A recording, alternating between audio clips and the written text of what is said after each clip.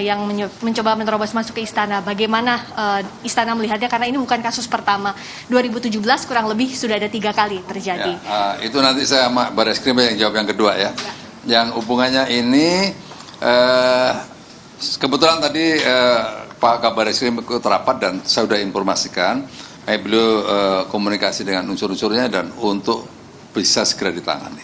Ya, gitu. Kalau soal izin pertanyaan lain lagi, soal survei kepuasan publik terhadap pemerintah, nanti ini dulu rapat dulu RUU PPRT dulu. Udah ada lagi yang bertanya?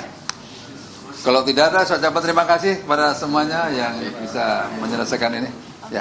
Nah. Untuk pertanyaan kedua tadi ya, dijawab saya dengan Pak Kabar Eskrim. Bentar ya, ini silakan geser dulu Ibu. Ya. Silakan Bapak, silakan nanti ya. Pak Kabar Eskrim.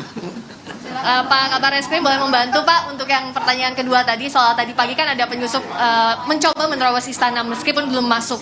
Nah, bagaimana tindak lanjutnya Pak Kabar Eskrim? Sekarang dalam pendalaman daripada Densus 88, jadi tunggu aja ya, nanti dari Densus 88 dalam melakukan pendalaman kepada tersangka yang tadi diamankan oleh petugas, dan artinya bahwa kesigapan aparat untuk melakukan pengamanan sekitar istana cukup baik.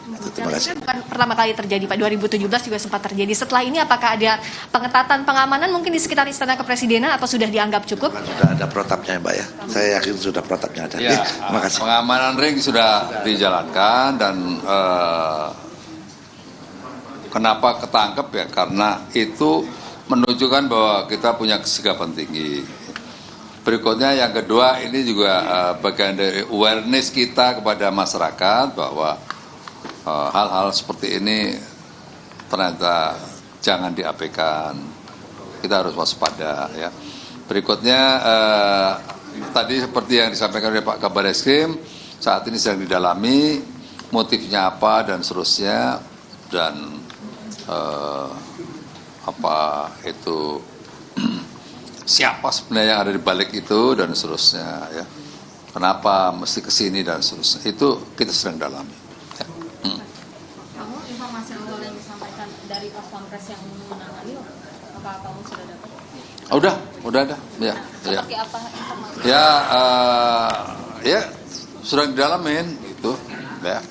Bahwa yang bersangkutan sepertinya identitasnya berbeda ya. Berikutnya sepertinya ada akan dicek lagi dalami oleh psikologi nanti seperti apa gitu ya. Termasuk apakah bergerak terorganisasi atau individu? Individu, sementara ini individu ya.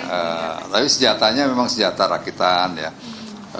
Itu ada kelongsongnya, tapi proyek ini tidak ada. Ini lagi dalamin semuanya ya. Dan akan ditindak tegas ya kalau misalnya memang ada. Oh ya, ada ukuran-ukurannya, ada standarnya bagaimana perlakuan itu dilakukan oleh aparat. Ya, oke, ya terima kasih. Ya, itu tadi pernyataan resmi dari Kepala Staf Kepresidenan Muldoko dan juga Kabar Eskrim Komjen Agus Andrianto terkait dengan insiden penerobosan barikade ataupun hampir diterobos oleh seorang perempuan yang diduga membawa senjata api berjenis SFN pada pukul 7 pagi tadi.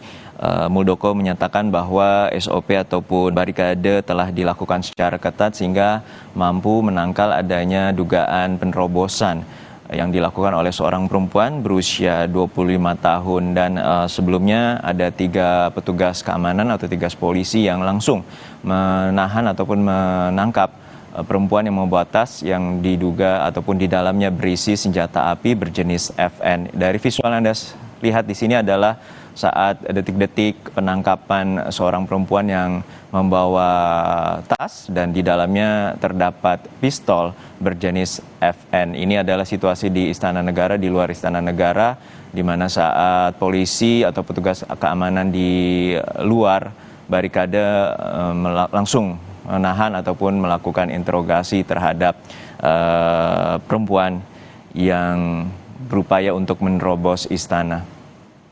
Sebelumnya, Komjen Agus Andrianto atau Kabar Eskrim menyatakan bahwa saat ini terduga pelaku masih didalami oleh pihak Densus apa motif dan juga dari mana dan asal dan juga identitas masih dalam pendalaman oleh pihak Densus Polri.